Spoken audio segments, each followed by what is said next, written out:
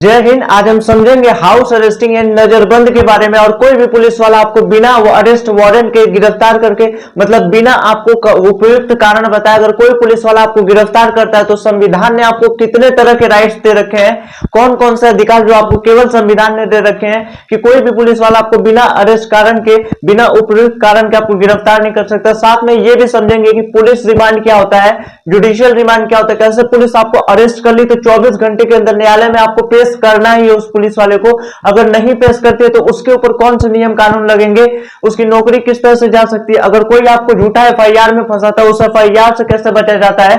साथ में यह समझेंगे जुडिशियल रिमांड क्या होता है, पुलिस रिमांड क्या होता है, जुडिशियल कस्टडी क्या होता है, पुलिस कस्टडी क्या होती है और नजरबंद किस तरह से किया जाता है। पुलिस आपको हाउस अरेस्टिंग करके फिर उसके बाद एनकाउंटर किस तरह से किया जाता है, निर्भया केस के 4 आरोपियों को किस तरह से एनकाउंटर किया गया। और ये भी समझेंगे हैदराबाद रेप केस में इसमें किस तरह से एनकाउंटर किया जाता है। तो इंडियन पॉलिटिक्स के संविधान के अनुच्छेद 22 को A to Z समझेंगे एक ही वीडियो में, तो देखते रहिए इस वीडियो को शुरू से लेके अंत तक। अब यहां समझिए अनुच्छेद 22 को बहुत ही ध्यान तरीके से देखिए। अगर आप कोई भी क्राइम कर देते हैं, क्राइम अगर मान लीजिए किसी भी तरह से आप क्राइम करते हैं तो देखिए इसमें आपको संविधान ने कुछ राइट्स दे रखे हैं। अनुच्छेद 22 के तहत आप पुलिस वालों को भी जवाब दे सकते हैं, तो ये अनुच्छेद आपको 22 राइट देता है। तो देखिए एक क्या कहता है कि कोई भी आप क्राइम कर देते हैं, देखिए क्राइम 2 प्रकार का होता है, एक होता है नॉन कॉग्निजिबल क्राइम, एक होता है कॉग्निजिबल क्राइम। कॉग्निजिबल मतलब होता है नॉर्मल अपराध जैसे आप कर देते हैं, मान लीजिए किसी को एक दो झापड़ मार दे रहे हैं, किसी को दीवार में ढकेल दे रहे हैं, तो ये सब छोटा मोटा अपराध, इसको क्या कहा जाता है, कॉग्निजिबल क्राइम। तो कॉग्निजिबल क्राइम के अंदर जब पुलिस आपको अरेस्ट करती है तो वहां पर वारंट दिखाना जरूरी होता है, लेकिन नॉन कॉग्निजिबल क्राइम अगर आपने कर दिया है तो भैया वारंट नहीं दिखाएगी, सीधे आपको टांग ले जाएगी। तो इसके अंदर आपको इसी सब चीजों के बारे में बताया। तो यहाँ अनुच्छेद 22 को बहुत ही ध्यान समझिएगा, इस संविधान के अंदर काफी बार पूछा गया है। तो देखिए अनुच्छेद 22 देखिए क्या कहता है, तो आपको कौन कौन सा राइट देता है उसको समझिएगा। तो देखिए कहता है गिरफ्तारी से संरक्षण, यानी आपको पुलिस गिरफ्तार कर रही है तो गिरफ्तारी से आपको यहाँ पे संरक्षण देता है। तो कौन कौन से गिरफ्तारी से आपको संरक्षण है इसको भी समझिए। अब यहां समझिए, देखिए आपने कोई भी क्राइम कर दिया है तो देखिए ये कहता है आपको कौन कौन से राइट देता है, तो इसको ध्यान समझिएगा। देखिए गिरफ्तारी से संरक्षण, यानी गिरफ्तार अगर आपको पुलिस कर रही है तो इससे आप कैसे बच सकते हैं, तो वही कहता है कि गिरफ्तारी से संरक्षण, इसके लिए आपके हित में बात किया गया है संविधान। ये भी आपके मूल अधिकार 12 से 35 तक आते हैं, तो इसके अंदर आपको कुछ अथॉरिटी दी गई है। देखिए कहता है कि गिरफ्तारी से संरक्षण, आपने कोई भी क्राइम कर दिया है, ये डिपेंड करता है कि आपका क्राइम किस लेवल का। हाई लेवल को आप क्राइम को कहते हैं नॉन कॉग्निजिबल क्राइम और लो लेवल को कॉग्निजिबल कहते हैं। तो डिपेंड करता है कि क्राइम किस प्रकार का है। नॉन कॉग्निजिबल है तो पुलिस सीधे आपको टांग ले जाएगी, इसमें आपको कुछ चीज नहीं सुना जाएगा। अगर कॉग्निजिबल है तो इसमें वारंट दिखाना, जो अफसर होगा वो आपको वारंट दिखाएगा कि भैया फला जुर्म के लिए आपको अरेस्ट किया जा रहा है, आपके नाम पे अरेस्ट वारंट इशू हुआ है तो आपको गिरफ्तार कर सकता है। तो इसके तहत आपकी अरेस्टिंग होगी। कोई भी आप क्राइम करेंगे, देखिए 2 तरह से अरेस्टिंग होती है, एक को कहते हैं हम लोग दंडात्मक निरोध, यानी कोई भी आपने क्राइम कर दिया है तो दंडात्मक निरोध के तहत आपकी अरेस्टिंग होगी, जिसे हम लोग कहते हैं पुनिटिव डिटेंशन। और एक होता है निवारक निरोध। क्या होता है अभी आगे समझाएंगे निवारक निरोध के बारे में। तो दोस्तों कोई भी आपने क्राइम कर दिया है तो पुनिटिव डिटेंशन यानी इसके तहत दंडात्मक निरोध के तहत आपको सजा दी जाएगी। इसमें देखिए कुछ बातें कही गई है। सबसे पहले उस पुलिस वाला आपको वारंट दिखाएगा इसके अंदर कि भैया इस जुर्म के लिए आपको अरेस्ट किया जा रहा है, तो इसके अंदर वारंट दिखाना बेहद जरूरी होता है पुलिस वालों को। और ये भी कहा गया है कि कोई महिला है तो शाम जब हो जाता है, शाम के बाद आपको अरेस्ट नहीं कर सकता है, साफ नियम के अंदर ऑडिट होता है। सेकंड चीज, पुलिस अब आपको अरेस्ट कर लिया, अपने हिरासत में पुलिस ले लिया, अरेस्ट करने के बाद और उसको 24 घंटे के अंदर मजिस्ट्रेट के पास आपको पेश करना है। अगर अब मान लीजिए पहले के पुलिस वाले क्या होते थे कि जेल के अंदर रख के 2-2 दिन तक टॉर्चर करते थे कैदी सबको, जो भी क्रिमिनल कर देते थे, लेकिन अब के दिन नियम में क्या लिखा हुआ है कि विद इन 24 घंटे यानी 24 घंटे के अंदर उसे मजिस्ट्रेट के पास पेश करना है। अगर वो मजिस्ट्रेट के पास पेश नहीं करता है तो भैया किन्हीं कारण उपयुक्त कारण उसको देना पड़ेगा। अगर कारण उपयुक्त नहीं है ना तो उसके ऊपर भी केस अतः उसकी नौकरी भी जा सकती है। इसीलिए साफ तरीके से ऑडिट है कि 24 घंटे के अंदर उसे कहां पेश करना पड़ेगा, न्यायालय के अंदर, जज साहब के पास। तो देखिए इसके अंदर क्या होता है, पहले इसमें कोतवाली के अंदर चोरी हो जाती थी, लेकिन अब सीसीटीवी कैमरा लगा दिया गया है, सब कुछ को एकदम बेहतरीन तरीके से, जिससे एक चोरी नहीं हो पाती है। और जब आपको अरेस्ट करेगा तो पुलिस वहां पे एक नंबर लिखता है कि फला समय, वहां पे लिखा गया है कि फला इतने बज के इतने मिनट पे आपको अरेस्ट किया गया है, तो ये समय भी प्रॉपर लिखा जाता है उसके अंदर। तो जब आपको अरेस्ट कर लिया है पुलिस तो इसके अंदर देखिए पुलिस को दिन भर यही काम थोड़ी है कि आपको अरेस्ट करे, जज साहब के सामने पेश करे, अरेस्ट करे, जज साहब के सामने पेश, अरेस्ट करे, जज साहब के सामने, यही काम उन लोग को थोड़ी है दिन भर की, यही सब करते रहेंगे। तो देखिए इसके अंदर क्या है कि मान लीजिए पुलिस वाले को आपको लेके चला है कितने भी टाइम पर, आपको न्यायालय के अंदर मान लीजिए 10 बजे आपको पकड़ा है, अगले 10 बजे तक न्यायालय में पेश करना है। तो वो क्या काम करता है कि मान लीजिए किन्हीं कारणों से अगर वो ट्रैफिक के अंदर फंस जाता है या किसी और कारण की ट्रैफिक लंबी लंबी जाम है, अगर उसमें फंस जाता है तो इसको तो 24 घंटे के अंदर पहुंचना है। फिर यहीं पे बहस हो गया, फिर यहीं पे लिखा गया कि भैया यातायात में लगे साधन या यातायात नियंत्रणों में लगे साधन को हम इसके इस 24 घंटे के अंदर काउंट ही नहीं किया जाएगा। और दूसरी बात कि उस दिन कोई भी दिवाली है, दशहरा है, फेस्टिवल है, तो कोई पुलिस वाला छुट्टी पे है तो छुट्टी के दिन को भी यहाँ पे काउंट नहीं किया जाएगा इस 24 घंटे के अंदर। तो समझ में आया? तो अगर 24 घंटे से थोड़ा सा लेट होगा तो भी जज इसको नहीं बोलेगा, क्योंकि छुट्टी के दिन और इस तरह से समय को क्या काउंट ही नहीं किया जाएगा इस 24 घंटे के अंदर। अब मान लीजिए आपने 24 घंटे के अंदर तुरंत जज साहब के सामने पेश कर दिया। अब जज साहब आपको यहाँ पर अपनी पेशी को, मान लीजिए आपको निर्दोष साबित करने के लिए यहाँ पर आप वकील रख सकते हैं, तो वकील लोग काफी ज्यादा फीस आपसे लेते हैं, तो वकील भी आप अपने हिसाब से रख सकते हैं। ये Indian constitution under the article 22 आपको अधिकार देता है कि आप वकील अपने हिसाब से रख सकते हैं। हमारा मन करेगा कि हम बड़े बड़े वकील को रख लेंगे, हाई कोर्ट के वकील को रख सकते हैं, सुप्रीम कोर्ट के, हम चाहेंगे तो प्रशांत भूषण साहब को रख सकते हैं, तो आप अपने हिसाब से वकील भी रख सकते हो। तो दोस्तों अगर आपके पास पैसा नहीं है वकील का, तो सरकार आपको फैसिलिटी देती है, आप सरकारी वकील रख सकते हैं। लेकिन सरकारी वकील इतने निकम्मे होते हैं कि जानबूझ के केस हार जाते हैं, क्योंकि उन्हें पता है कि सरकार उनको पैसा देती है, 1 से 1.5 लाख सैलरी आ जाता है, इसलिए वो आप केस को उतना दिलचस्पी के साथ नहीं लड़ते हैं। सरकारी वकील अक्सर केस हार जाते हैं। तो यहां तक आपको समझ में आ चुका है। अब यहां देखिए कि अगर आपने कोई भी क्राइम कर दिया है तो भैया ये सारी चीजें तब ना है भाई जब आपने क्राइम कर दिया, तो यही लिखा है क्राइम के बाद ये सारी चीजें आएंगी, दंडात्मक निरोध यानी पुनिटिव डिटेंशन जब आप क्राइम करते हैं।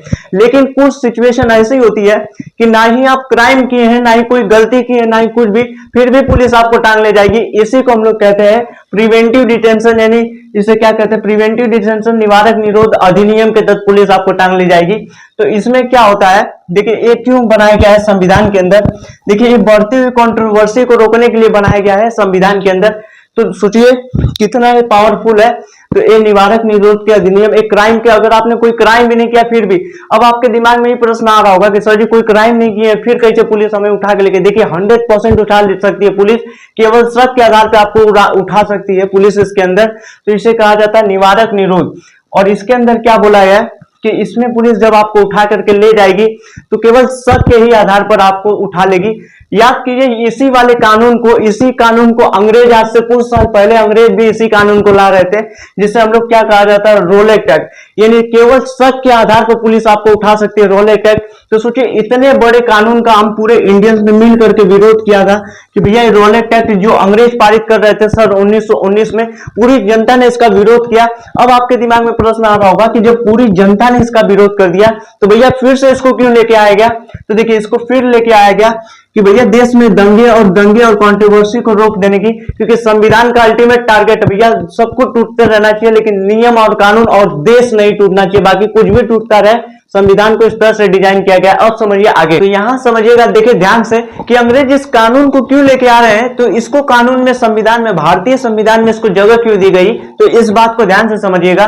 देखिए अगर पुलिस आपको बिना शक के आधार पर भी अगर आपको उठाएगा नहीं पुलिस, तो मान लीजिए, देखिए हम आपको इसका जीता जाता एग्जांपल देते हैं कि ऐसा क्यों। इसी को सर सिडली रालेट एक्ट में लेके आ रहे थे, जिसे 1919 में पारित रालेट एक्ट के नाम से। देखिए इसके अंदर आपको 3 महीने से अधिक समय के लिए भी जेल में डाल सकती है, केवल शक के आधार पर। देखिए इसको क्यों बनाया गया, अब समझिएगा इस बात को ध्यान से। देखिए आपको जम्मू कश्मीर वाला मैटर याद होगा, तो नहीं याद होगा तो हम यहाँ पे आपको दिखा दे रहे हैं जम्मू कश्मीर के साथ क्या हुआ।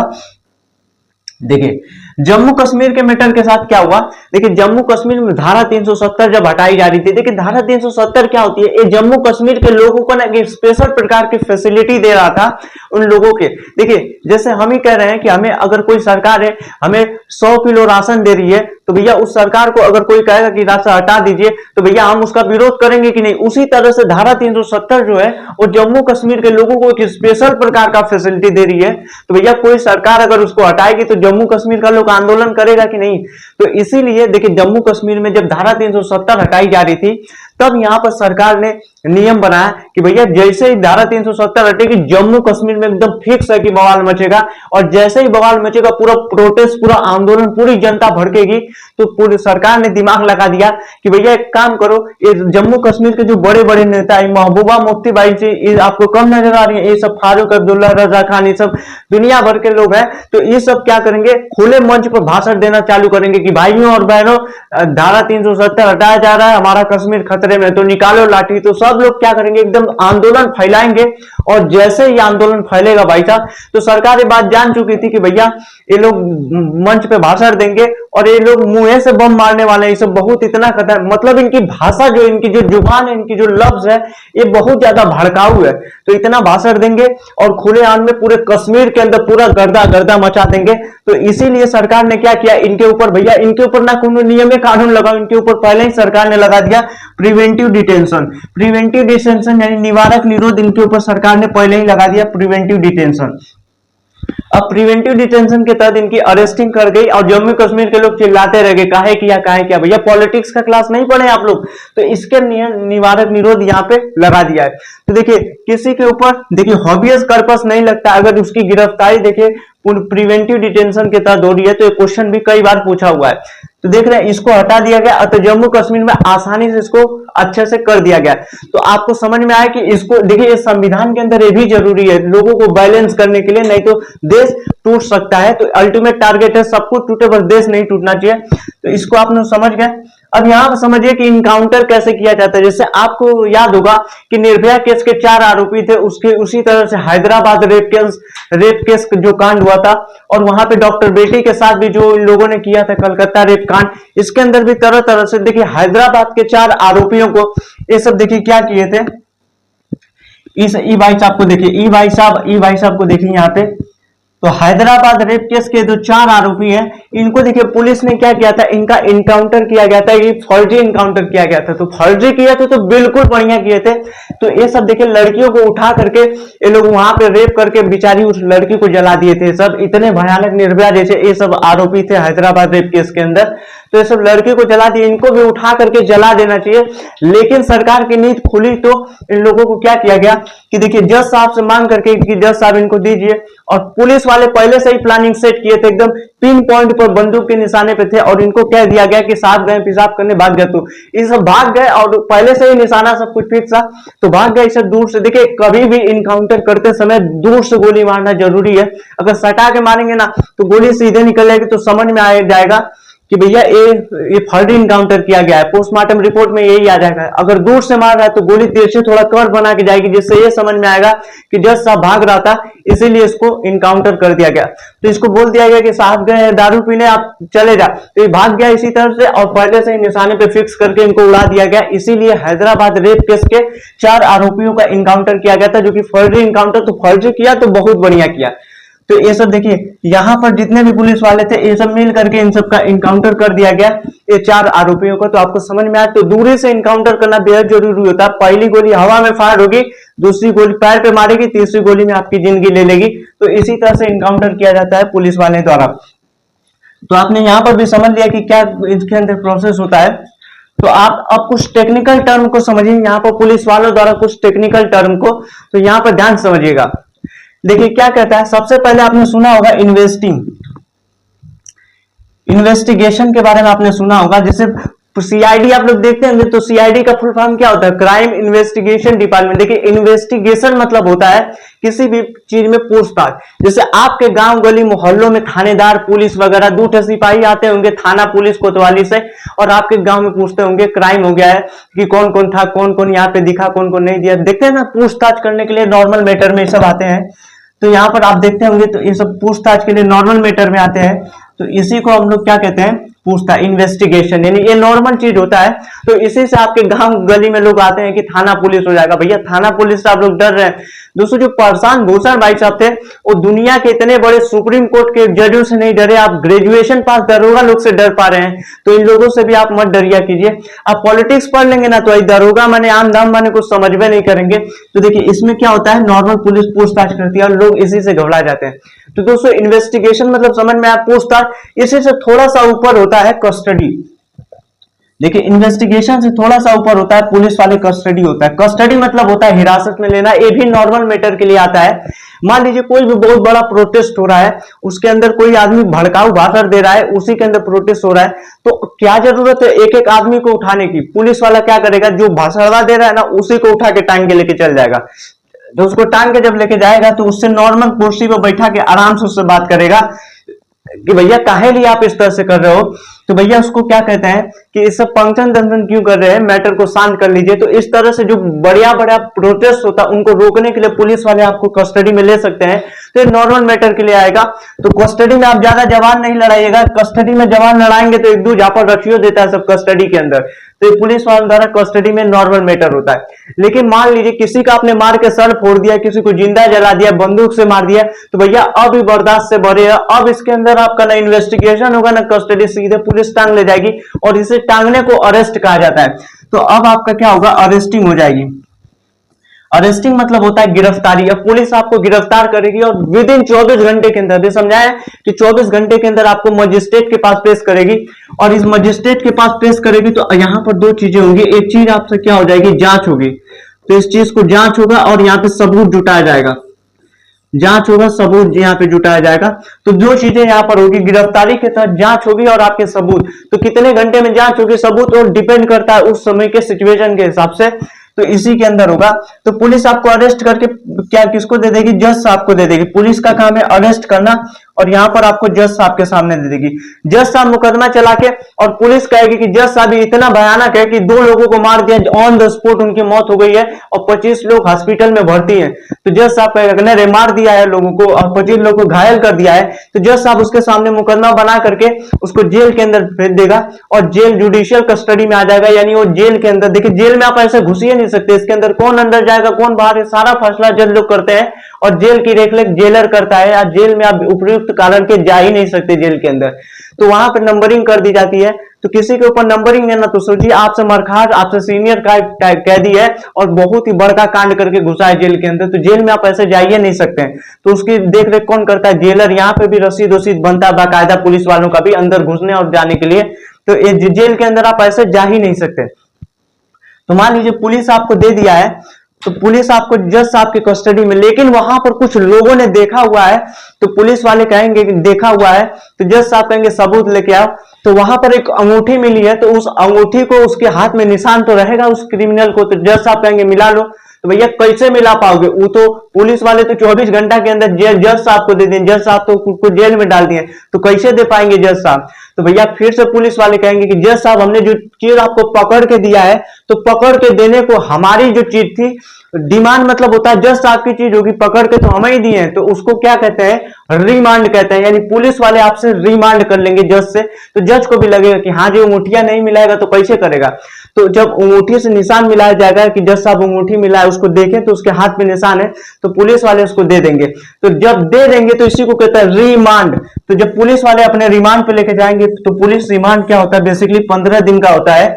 तो रिमांड पे ले जाके ये मार मारते हैं पुलिस वाले ना, भाई साहब बहुत अच्छे से धुलाई करेंगे आपकी इस 15 दिन के अंदर पुलिस रिमांड के अंदर। तो इसीलिए कभी भी आप रिमांड पे मत जाइएगा, वरना रिमांड के ऊपर इतना ठोकाई आपकी होगी कि आप सोच भी नहीं सकते। तो इसी से बेसिकली लोग डरते हैं। तो पुलिस रिमांड क्या चीज होता है आपको समझ में आ गया। तो इसके अंदर पुलिस रिमांड, देखिए महाराष्ट्र का एक ऐसा कानून है जिसके अंदर 3-3 साल तक आप, 1 साल तक आपको दे देगा पुलिस के हवाले, 1 साल तक आपकी ठोकाई होगी बढ़िया तरीके से। तो इसको क्या कहते हैं, रिमांड कहते हैं, पुलिस रिमांड। तो लेकिन देखिए कोई व्यक्ति अगर मार दिया है, क्राइम सीन पर अगर मान लीजिए चाकू भी मिल गया, खून भी मिल गया, ब्लड सैंपल भी मिल गया, सब कुछ मिल गया, तो पुलिस वाला आप जाएगा और कहेगा सलाम साहब, वो कैदिया जो आप रखे हैं जज साहब उसको हमको दे दीजिए जज साहब। तो पुलिस वाले को जज साहब यहाँ गाली देके भगा देंगे कि भाई तो यहाँ पे सब कुछ तो मिलेगा, आप क्यों लेने के लिए आया है। तो जज भी जानता है कि हमको नहीं पता है कि ले जाके उसको जेल में पुलिस रिमांड पे पीटेगा सब। जज लोग भी समझदार होते हैं, भाई साहब ऐसा जल्दी पुलिस वालों को नहीं देते हैं। तो जुडिशियल रिमांड की अब जेल की कस्टडी के अंदर आ गए, जुडिशियल रिमांड पे न्यायालय की कस्टडी में आ गया है। अब तुम इसको नहीं ले जा सकते, अब जेल में और इसके खिलाफ मुकदमा दिया जाएगा। तो ये सारी चीजें कौन पुलिस वाले करते हैं। तो ये सब चीजों से आपको समझ में आ चुका है। तो ये सब कौन करते हैं? पुलिस वाले। तो इस सब आपको बेसिक टेक्निकल टर्म आपको समझा दिए हैं इसके बारे में। तो आपको जुडिशियल रिमांड क्या होता है, जुडिशियल कस्टडी क्या होता है, कैसे न्यायालय के अंदर जाया जाता है, ये सारी चीजें हम आपको समझा दिए। अगले वीडियो में हम समझा देंगे कि आपके ऊपर कोई फर्जी एफआईआर कर दिया तो उससे कैसे बचा जाता है, साथ ही झूठी एफआईआर से कैसे बचा जाता है। देखते हैं जेल के अंदर कैसे सिचुएशन होता है, नंबरिंग किस तरह से दी जाती है, कैदियों के ऊपर धारा किस तरह से लगाई जाती है, ये सारी चीजें हम आपको एक ही वीडियो में बता देंगे। तो जितना हो सके इस वीडियो को शेयर कीजिए फेसबुक पे, व्हाट्सएप पे, यूट्यूब पे। मिलते हैं फिर इसी तरह की जानकारी और रहस्यमय जानकारी प्रद वीडियो के साथ अगले वीडियो में। इस वीडियो के अंतिम अंतराल तक जुड़ रहने के लिए आपका सहस्त्र पूर्वक कोटि दिल से कोटि कोटि धन्यवाद।